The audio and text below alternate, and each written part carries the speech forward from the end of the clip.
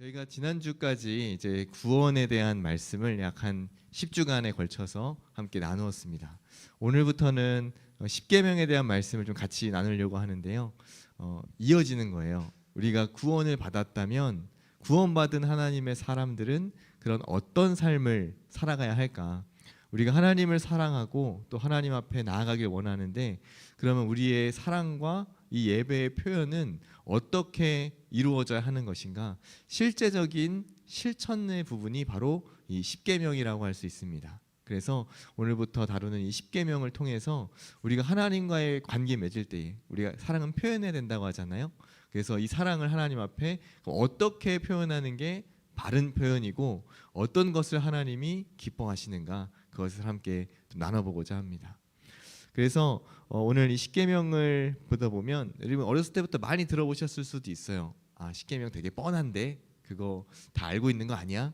라고 생각할 수도 있지만 주일학교 수준에서 우리가 그냥 암송했던 십계명의 1계명은 뭐 2계명은 뭐 3계명은 뭐 이런 게 아니라 그 안에 깊이 담겨진 하나님의 말씀의 그 뜻을 우리가 같이 좀 묵상해 보기를 원해요. 먼저 우리가 십계명을 그럼 언제 주셨는가? 십계명을 주신 어떤 배경, 그것에 대해서 좀 생각해 볼 필요가 있습니다. 여러분, 십계명을 하나님이 왜 주셨을까요? 출애굽 인도해서 가나안 땅에 들어가게 하시겠다라고 이스라엘 백성들을 모세를 통해서 인도에 가셨는데, 그 백성들이 가다 말고 중간에 시내산이라는 곳에서 이 십계명을 받았습니다.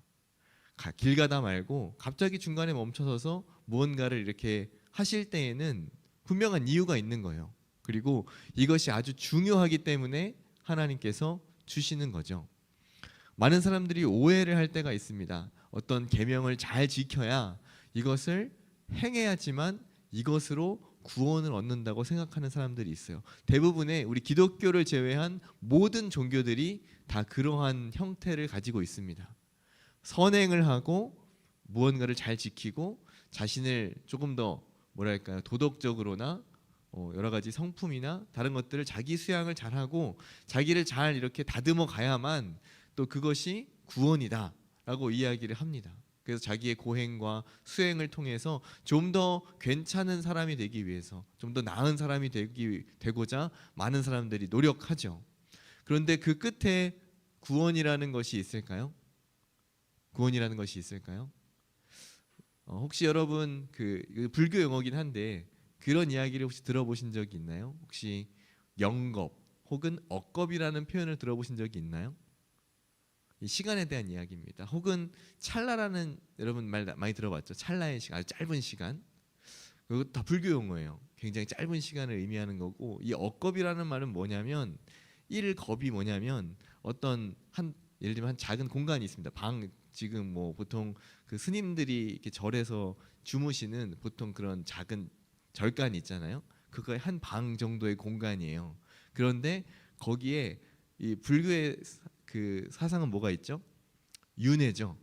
그래서 계속해서 윤회를 합니다. 그런데 한 사람이 일생 동안, 평생 동안 쌓을 수 있는, 선하게 살았을 때 쌓을 수 있는 그 선행의 한 먼지와도 같아요. 한 선행이 아니고 일생 동안 쌓을 수 있는 선이 먼지와도 같다는 겁니다. 그런데 그 먼지를 쌓아서 그 한 방을 가득 채우는 게 일겁이에요. 무슨 말인지 이해하셨어요? 한 사람이 일생 동안 쌓을 수 있는 선행이 먼지만큼인데 그 먼지만큼의 선행을 방 안에 가득 채우는 게 일겁입니다. 그것이 몇 개 있다고요? 1억 개. 그게 억겁이라는 뜻이에요. 그러니까 도대체 얼마나 많이 환생을 하고, 그리고 다음번 환생할 때 꼭 반드시 사람으로 태어난다는 보장이 있나요? 없죠. 악하게 살면 뭐 짐승이나 곤충이나 뭐 다른 동물로 태어날 수도 있잖아요. 그러면은 돌고 돌아서 사람으로 태어날 확률도 굉장히 적은데, 그 사람이 일평생 살면서 선하게 살 확률이 얼마나 됩니까? 상당히 적죠. 그런데 그 선행을 쌓는 게 먼지만큼이에요. 결국 이 말은 뭘까요? 영원이라는 시간하고 같습니다. 근데 그 억겁의 시간 동안 선행을 쌓아야지만 비로소 자기 공로로 해탈에 이를 수 있다고 얘기해요. 여러분, 가능합니까? 결국 자기 행위로는 구원이 있다 없다? 없다고 불교 스스로도 얘기하는 거예요. 그래서 다른 깨달음을 통해서만 그 해탈의 경지에 이를 수 있다. 근데 그 깨달음이라는 것도 거의 없죠. 성불하는 게 어려운 일이에요. 불교식으로 얘기한다면. 근데 우리 기독교만 다른 이야기를 하고 있습니다. 그렇기 때문에 모든 사람이 다 죄를 범하여서 하나님의 영광에 이르지 못했고 우리 모두가 우리 스스로의 행위로는 구원에 이를 수 없기 때문에 우리는 누구를 믿습니까? 예수 그리스도를 믿고 우리에게 구원자가 반드시 필요하다는 거예요. 그래서 오늘 주신 이 십계명 같은 경우도 여러분 절대로 오해하시면 안 됩니다. 이 십계명을 잘 지켜야지만, 이 계명을 지켜야지만, 이 모든 행위를 다 지켜야지만 구원받는 것이 아니라는 사실이에요. 여러분 순서를 잘 생각하시면 돼요. 하나님께서 이스라엘 백성을 선택하시고 그들을 애굽의 노예에서 구원하신 게 먼저인가요? 아니면은 이 계명을 주신 게 먼저인가요? 구원을 하신 게 먼저예요. 먼저 선택하셨고 구원하시기 위해서 이들을 이끌어 나갈 지도자인 모세를 세우셨고 예수님의 대리자인 모세를 세우셨고 그를 통해서 건져내셨어요. 건져내시기 위해서 애굽은 완전히 열재앙을 통해서 망하게 하시고 그 가운데 홍해 바다를 가르는 기적도 보이시고 가는 곳마다 먹을 거, 물 마실 거, 입을 거 다 주셨어요. 이미 구원하시고 모든 것을 다 주신 하나님께서 그래, 너 이제 구원 받았지? 너 내가 어떠한 하나님이라는 거 알았지? 경험했지? 내가 너의 하나님이야. 그리고 내가 너를 여기까지 인도했고 앞으로도 너를 인도해 갈 거야. 그렇기 때문에 너는 나의 자녀로서, 내 소유로서, 나의 백성으로서 이러한 삶을 살아주면 좋겠다 라고 하는 우리의 삶의 지침이 십계명이라는 거예요. 여러분, 여러분이 누군가의 다 자녀죠. 여러분 부모님이 다 계시잖아요. 그렇죠? 근데 여러분이 어떠한 일들을 해야지만 여러분의 부모님의 그 호적이 올라가나요? 그렇지 않죠. 우리는 태어난 순간 이미 호적 등본에 올라가고, 요새 호적 등본 안 쓰긴 합니다만 주민등록 등본에 올라가고 여러분의 부모님의 자녀로서 등록이 되는 거예요. 그냥 뭔가를 하지 않아도 그냥 태어나서 응애만 하고 있어도 먹고 잘 자고 잘 싸기만 해도 내 자녀인 거예요. 그것은 변하지 않습니다. 그런데 이 자녀가 점점 성장해 가면서 부모님들이 자녀들에게 원하시는 바가 있어요. 그 각 나이에 맞게. 어렸을 때에는 잘 걷고 잘 크고 또 나아가서는 어린이집이나 유치원을 잘 다니고 또 더 크면 학교 잘 다니고 그러다 여러분 청년이 되어서는 이제 원하는 진로를 찾아서 또 자기의 갈 길을 잘 가고 또 좋은 배우자를 만나서 믿음의 가정을 잘 꾸리기를 부모님들은 원하세요. 그러니까 각 나이에 맞는 원하시는 그 삶의 모습이 있다는 말입니다. 하나님께서도 이제 이스라엘 백성들이 출애굽을 해서 건진 받았기 때문에 구원받은 하나님의 백성이 되었기 때문에 그 구원받은 하나님의 백성으로서 이러한 삶을 살기를 원한다 라고 주신 게 바로 오늘의 십계명이라는 뜻입니다. 이러한 백그라운드가 있다는 사실 여러분 기억하시고 한번 이 십계명을 다시 한번 보시면 좀 다르게 다가올 거예요. 그래서 이것을 주신 때와 장소가 언제냐 그것을 보면 앞에 이제 우리가 오늘 읽진 않았지만 앞에 있는 그 출애굽기 19장을 보면 그렇게 말씀을 합니다. 19장 1절에 보면 애굽 땅을 떠난 지 3개월째 되는 날에 이 시내 광야에 이르러서 시내산 그 앞에 이르렀습니다. 그리고 여기서 하나님이 말씀을 주세요. 너희가 준비를 해라. 3일 동안 너희가 너희 몸을 깨끗이 씻고 너희를 성결하게 하고 이 시내산으로 올라와라.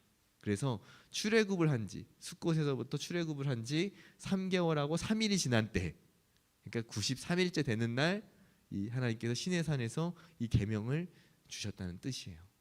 그리고 이 시내산은 중간에 가다 보면 이 지도상 보면 홍해를 건너서 여러분의 기점에서 여기가 애굽이라고 한다면 이집트라고 한다면 이쪽 그 유대 가나안 땅 여기까지 이렇게 해서 이렇게 내려갔다가 이렇게 올라오게 되는데 이렇게 W자로 올라오는 요 밑에 제일 하단에 있는 쪽이 아마 시내산일 것이다. 정확하진 않습니다.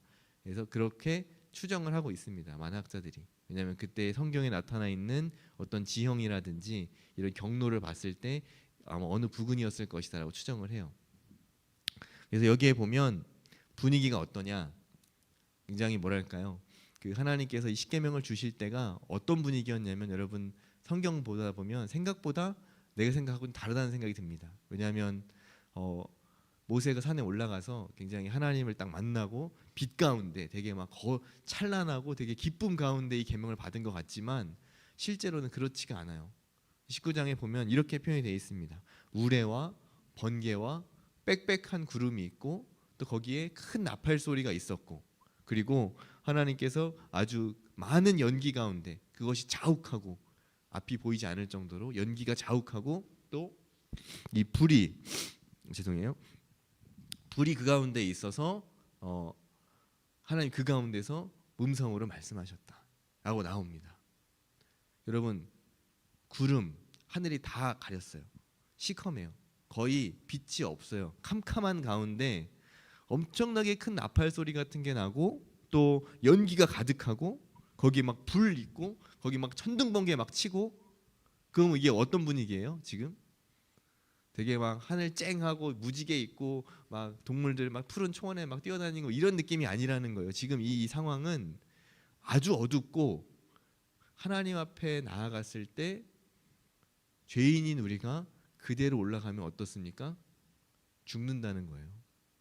하나님이 현현하실 때, 하나님이 나타나실 때에 이러한 현상들이 나타난 것은 죄인인 사람들이 이것을 감히 함부로 하나님 앞에 올라오지 못하도록 이것을 가리시고 또 이 죄가 있다면 그 가운데 반드시 심판이 있다라고 하는 것을 하나님이 말씀하시는 거예요.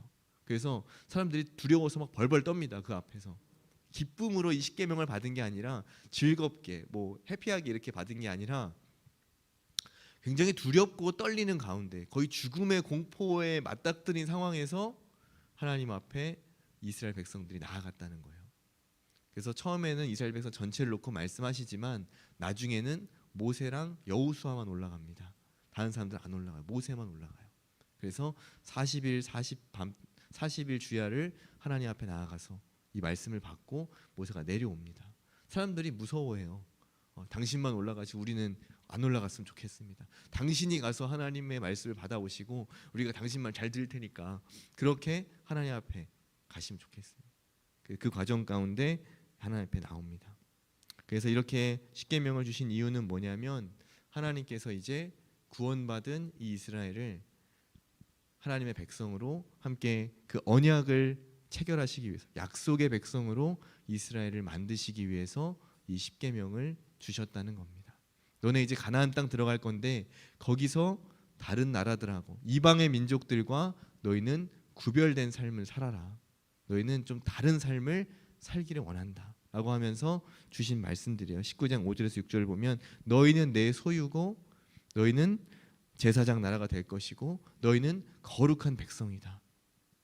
그래서 이 약속을 맺으시고 이제 계약 관계가 된 거예요. 하나님과의 그런 관계가 딱 생긴 거예요. 하나님을 대신해서 많은 이방 나라들을 치유할 수 있는 그러한 회복시킬 수 있는 제사장 나라로 이스라엘을 세우시고 이들에게 그렇게 삶을 살아가기를 하나님 원하신다는 겁니다. 그럼 이 십계명은 옛날 이스라엘 백성들에게만 주신 그들에게만 의미가 있는 그들에게만 유효한 그런 말씀은 아니라는 거예요. 예수님을 통해서 구원을 받은 우리 모두가 이 십계명의 원리들을 가지고 이 십계명의 정신을 오늘도 동일하게 지켜야 되는 아주 중요한 말씀입니다. 그래서 여러분 성경책에 보시면 딱 이 십계명이 새겨져 있어요. 앞에 보면 여러분 제일 앞 페이지가 뭡니까? 거기에 사도신경하고 주기도문 있죠. 그리고 제일 뒤에 보면 십계명이 있어요. 워낙에 우리 신앙의 선조들이 참 탁월하셨던 게 이게 정말 중요하다는 걸 알았기 때문에 사도신경, 십계명, 주기도문 요 세 가지가 우리 기독교에 있어서 정말 중요한 것이다. 이거를 너무 잘 알고 있었기 때문에 앞뒤면에 그렇게 딱 새겨 놓으신 거예요. 성경책 출판하실 때 얼마나 지혜로운지 몰라요. 근데 여러분 이 말씀들을 정말 우리가 잘 알아야 합니다. 그냥 주일학교 수준에서 머물 게 아니라 이걸 깊이 있게 공부하고 이것을 또 알아갈 필요가 있어요. 그래서 첫 번째 오늘 계명입니다. 오늘 방금 우리가 읽었던 것처럼 3절에 너는 나 외에는 다른 신들을 내게 두지 말라라고 하는 1계명이에요. 나 외에 다른 신들을 두지 말라. 이 말은 뭘까요? 앞으로 너희가 나 말고 다른 신들을 만나게 될 거야. 너희가 그 가나안에서 애굽에도 이미 많은 신들이 있었죠. 애굽에도 절대적인 신, 절대신이 있고 태양신도 있고 또 뭐 지혜의 신도 있고 죽음의 신도 있고 하여튼 뭐 동물 각종 동물 형상을 딴 수많은 신들이 애굽 땅에 있었습니다. 모든 게 다 신이에요. 다 신교예요. 그리고 앞으로 들어갈 그 가나안 땅에도 수많은 신들이 있습니다. 많은 우상들이 있어요. 너희가 그 많은 신들을 다 만나게 될 것인데 그 신들을 섬기지 말고 오직 나만을 섬겨라. 그래서 다른 신들을 내게 두지 말라라고 하는 이 말은 다른 이 언어적인 표현에 보면 이것은 섬긴다라고 하는 표현하고 같아요. 그리고 섬긴다는 표현은 언제 쓰느냐? 우리가 하나님을 예배할 때. 그래서 다른 신을 내게 두지 말라고 하는 것은 다르게 번역한다면 너는 다른 신들을 예배하지 말라. 이렇게 번역할 수도 있습니다. 같은 의미예요. 그래서 이 섬긴다고 하는 것 뭘까요? 그 섬긴다고 하는 것은 우리가 그 예배라는 단어 자체가 예를 갖추어 절한다는 의미가 있습니다. 이 예를 갖추어서 절을 하는 거예요. 누구 앞에요? 내가 섬기는 그 대상 앞에 절을 하는 거예요. 절을 한다는 건 뭘까요? 우리의 무릎을 굽히고 머리를 수그려서 또 허리를 굽혀서 그 앞에 내가 경배하는 거예요. 당신이 나보다 큰 존재입니다. 나는 당신 앞에 작은 존재입니다. 나는 당신을 높입니다. 이런 의미가 이 예배라는 것 안에 들어있다는 뜻입니다. 우리가 하나님을 예배한다라고 할 때에는 그 높으신 하나님, 전능하신 하나님, 이 세상의 창조주이신 하나님, 지금도 살아계셔서 나를 인도해 가시고 나에게 생명과 구원을 주시는 그 하나님께 나는 주님을 높입니다. 나는 그 하나님을 내가 겸손하게 섬깁니다 라고 하는 표현이 우리의 예배라는 것이죠. 그래서 하나님께서는 나 외에는 그 어떤 다른 신들도 예배하지 말아라 라고 하는 거예요. 왜 그럴까요? 왜 하나님께서 다른 신들을 예배하지 말라고 하실까요? 그 이유가 뭘까요? 이것은 처음부터 창세기부터 하나님께서 이 세상을 창조하신 그 모든 섭리에 어긋나기 때문입니다. 그리고 하나님의 그 사랑의 질투 때문에 그래요. 용납할 수 없어요. 우리가 어떤 연인 관계에 있다고 한다면 또 배우자와의 관계가 있다고 한다면 이 사랑한 연인을 두고 다른 사람을 만나는 것을 용납할 수 있습니까? 이미 결혼해서 배우자가 있는데 다른 이성들을 만나는 것을 용납할 수 있나요? 이것은 허용이 되지 않는 거예요. 하나님은 우리와 그런 사랑의 관계이기 때문에 다른 신들을 섬긴다? 있을 수 없는 일이에요. 또한 이 우상 숭배는 하나님의 창조의 질서에도 어긋나는 일입니다. 하나님께서 창조주이시고 또 모든 만물을 창조하실 때 가장 마지막에 창조하신 게 사람이죠. 그리고 이 아담에게 모든 것을 다스릴 수 있는 권세와 지혜와 능력을 다 주셨습니다. 그건 뭘까요? 모든 다른 피조물들보다 사람이 더 위라는 얘기일까요? 아래라는 얘기일까요? 더 위죠. 그러니까 순서상 보면 하나님, 사람, 다른 모든 피조물들인 거예요. 하나님, 사람, 다른 모든 피조물. 그런데 사람보다 못한 다른 피조물들에게 가서 절을 한다? 자기보다 못한 존재에게 절을 한다? 그 존재가 나보다 크다고 경배한다? 맞는 겁니까? 안 맞는 거예요. 우리보다 높은 존재는 누구밖에 없어요? 하나님밖에 없어요. 그러니까 우리가 경배할 수 있는 대상, 우리가 높일 수 있는 대상, 우리가 찬양하고 예배할 수 있는 대상은 오직 무엇뿐입니까? 누구뿐이에요? 하나님뿐이에요. 그래서 우리의 찬송을 받으실 분은 하나님밖에 없으시고 우리의 경배와 우리의 예배를 받으실 분은 오직 하나님 한 분밖에 안 계신 거예요. 만약에 다른 데 가서 절을 한다. 말이 안 되는 거예요. 하나님께서 만드신 이 창조의 질서를 거꾸로 뒤집는 거예요. 모든 피조물들은 다 사람을 위한 거예요. 돌도, 나무도, 또 산과 들과 바다도, 하늘도, 모든 우주가 다 사람을 위해 존재하는 거예요. 하나님이 그렇게 만드셨어요. 질서를 그렇게 잡아 놓으셨어요. 심지어는 영적인 존재들인 천사들도 사람들을 섬기기 위해서 하나님이 창조하신 피조물입니다. 천사가 사람보다 못해요, 여러분. 절대로 오해하시면 안 돼요. 나중에는 우리가 예수님 다음이 될 거예요. 여러분이 예수님 재림 때에 우리가 영광스러운 부활로 나아가면 예수님보다 조금 못한, 그러나 누구보다 높은 존재가 됩니다. 그래서 하나님 우리를 그렇게 대우하시기 때문에 다른 것에 절을 한다? 이것은 하나님께서 전혀 기뻐하지 않으신다는 거죠. 하나님만 예배하라고 하는 이 말씀이 이 모든 것하고 맞닿아 있는 겁니다. 그리고 지금 이스라엘 백성들은 이미 400년 동안, 400년이 넘는 시간 동안 그 애굽에서 생활을 하면서 그 애굽의 모든 문화와 그들의 그 신전과 그들의 우상을 숭배하는 그 습관들이 몸에 배어져 있어요. 아, 이 세상은 다신교구나. 하나님이 계시긴 하지만 그 중에서 애굽의 신들보다 조금 더 이렇게 능력이 있고 조금 더 크신 분, 요 정도로 오해를 할 수 있기 때문에 하나님께서 여기서 완전히 못을 박으시는 거예요. 다른 신은 없다. 너네가 지금까지 400년 동안 애굽에서 섬겼던 그 많은 신들 다 가짜야. 사실은 내가 만든 피조물들이고 너희가 그들보다 나은 존재야. 너희가 그들을 다스릴 수 있는 존재야. 그리고 그 모든 것을 주관하는 것은 바로 나 여호와 하나님이다. 누가 진짜 신이고 누가 진짜 너의 주인인지를 확실하게 여기서 정하고 가자. 그래서 주신 게 십계명이라는 겁니다. 여러분들이 이 1계명을 대할 때에 우리가 생각해야 될 그런 부분들이 있어요. 우리가 왜 다른 신들을 섬길까? 그럼 왜 사람들은 자꾸 우상들을 섬길까? 왜 다른 곳에 가서 절을 할까? 여러분, 점 보는 이유가 뭡니까? 타로 카드 하는 이유가 뭐예요? 오늘의 운세를 자꾸 뒤져보는 이유가 뭡니까? 혹은 그런 것이 아니더라도 타 종교에 가서 이렇게 뭐 불공을 드리고 또 가서 뭐 며칠 뭐 100일 기도를 하고 또 하는 이유가 다 뭐예요? 몇 가지 이유가 있지만 첫 번째는 내게 닥쳐올 재앙이나 화를 피하고 싶어서. 네. 여러분 동쪽으로 가시면 안 됩니다. 오늘 물이 있어요. 동쪽으로 쭉 가면 동해안이 나옵니다. 물 조심하세요. 네, 오늘 재난 문자 다 받으셨죠? 네, 김포 지역에 비가 많이 온다고 합니다. 여러분 집 밖은 위험해요. 네, 이불 밖은 위험해요. 그러니까 오늘은 조용히 가셔서 각자 할 일들 잘 하시고.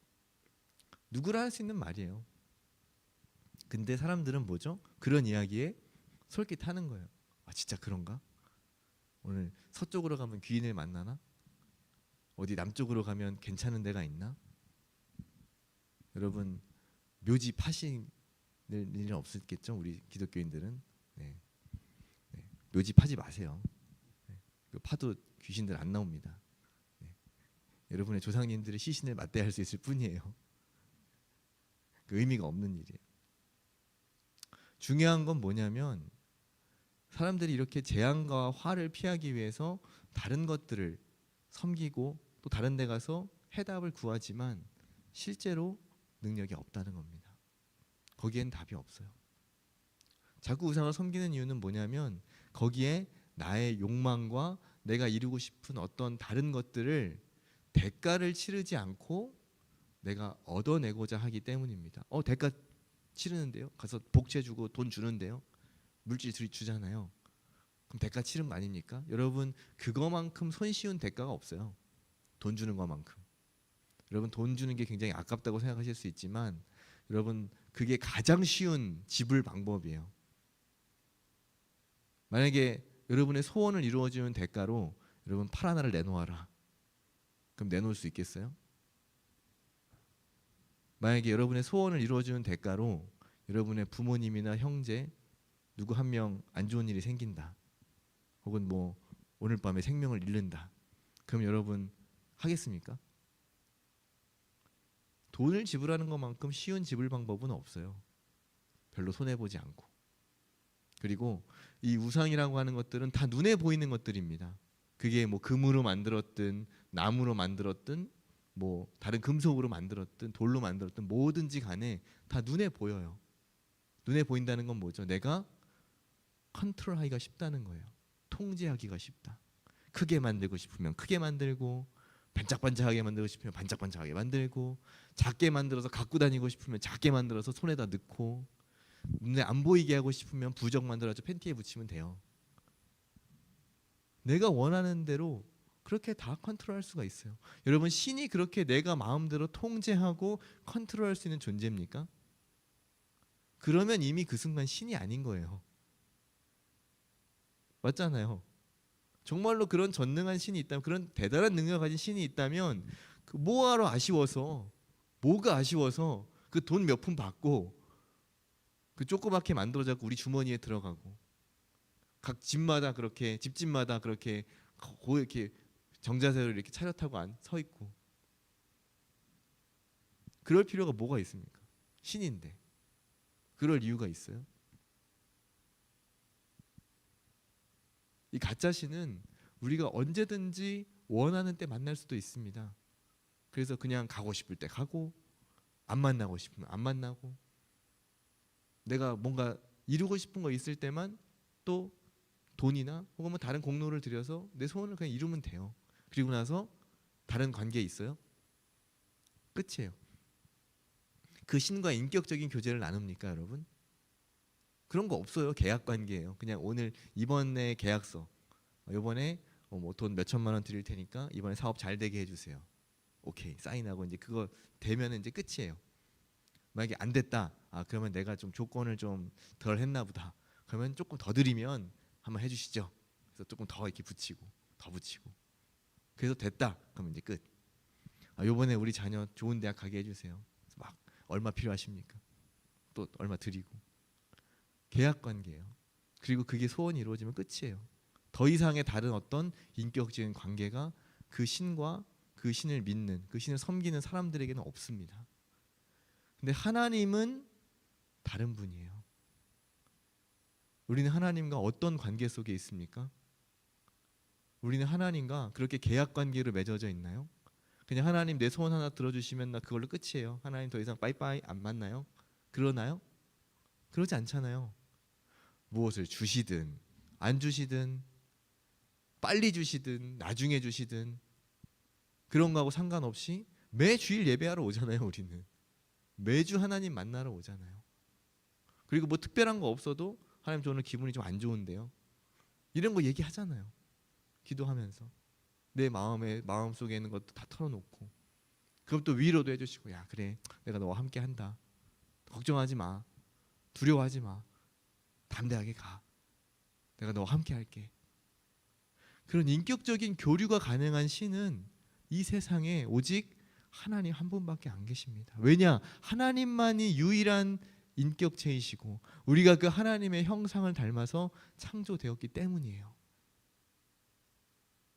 그래서 그 하나님만 예배하는 일, 그 하나님만 섬기는 일, 다른 우상 섬기지 않고 다른 것을 구하지 않는 일, 그것을 하나님은 가장 첫 번째로 이야기하고 계시는 거예요. 그게 구원받은 성도로서 우리가 살아가야 할 우리의 삶의 모습이라는 것입니다.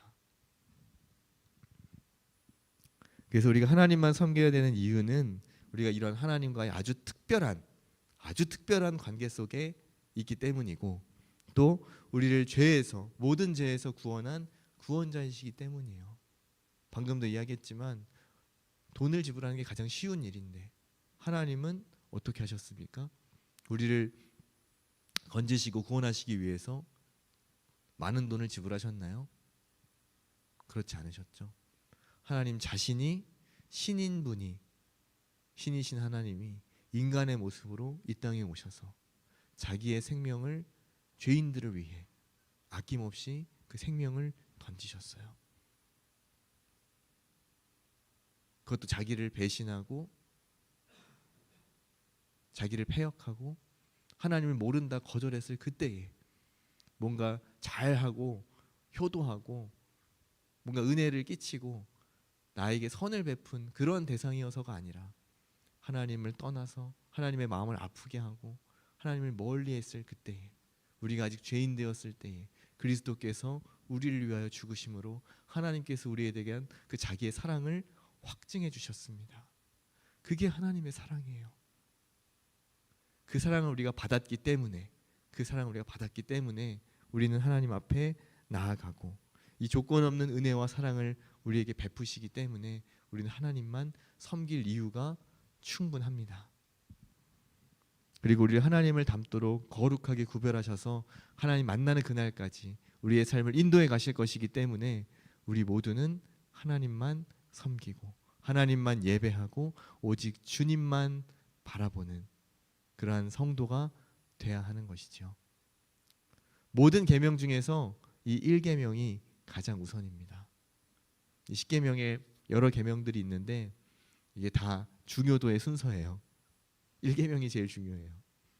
그래서 여러분 나중에 가면 이 계명을 지키지 않았을 때 다른 것은 죽임당하는 계명도 있고 지키지 않았을 때 죽는 것까지는 아닌데 좀 중징계를 받는 그런 계명도 있어요. 그래서 나중에 여러분 말씀을 통해서 한번 여러분이 출애굽기 20장을 한번 꼼꼼히 잘 읽어보시면 아 이러이러한 차이가 있구나 한번 여러분 읽어보시기를 바랍니다. 그래서 오늘 첫 번째 계명, 너는 나 외에는 다른 신을 내게 두지 말라. 다른 말로 하면 너는 나 외에는 다른 신을 예배하지 말라 라고 하는 이 말씀을 여러분 마음 가운데 깊이 새기고 내가 다른 우상들 혹시 다른 것에 내 마음을 두고 내가 혹시 또 다른 곳에 그것을 섬기기 위하여 내 욕심을 채우기 위해서 다른 것에 한눈을 팔진 않았는가.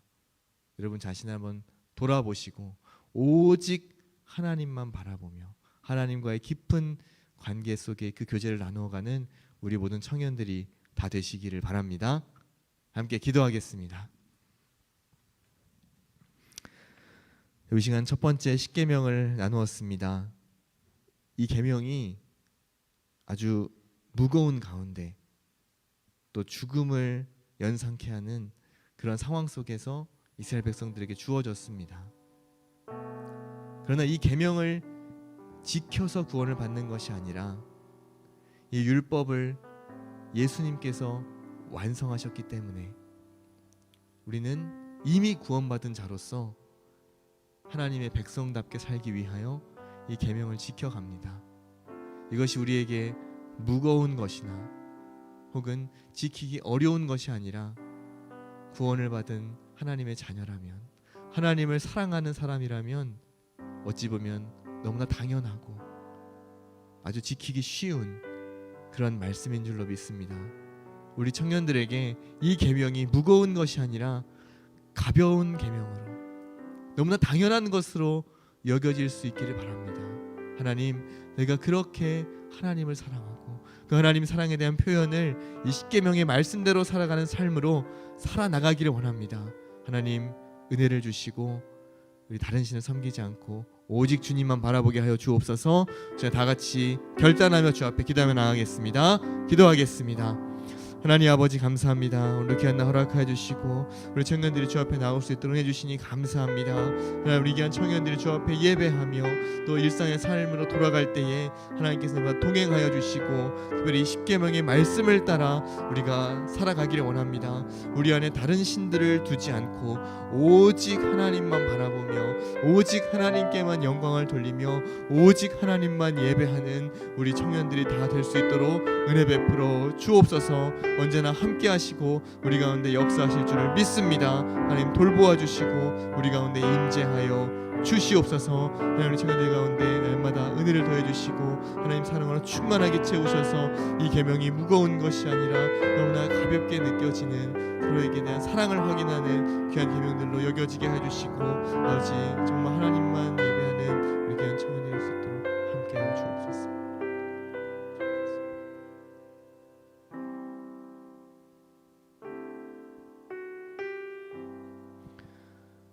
하나님 이 시간 결단합니다. 혹시 그동안 나의 정욕과 나의 욕심과 나의 생각들 때문에 다른 곳에 시선이 가고 다른 것에 우리의 눈길이 가 있었다면 주님 회개합니다. 용서하여 주시고 오직 하나님만 바라볼 수 있도록 우리의 눈을 우리의 시선을 하나님께 고정하여 주옵소서. 하나님의 말씀을 마음속에 깊이 새기고 오직 하나님만 사랑하기를 원합니다. 다른 우상들은 내려놓고 오직 주님만 예배하는 우리 모두가 될 수 있도록 역사해 주옵소서. 우리를 구원하신 예수님의 이름으로 기도합니다. 아멘.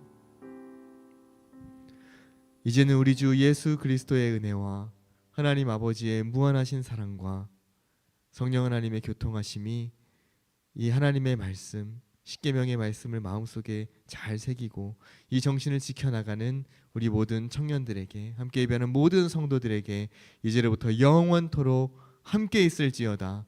아멘.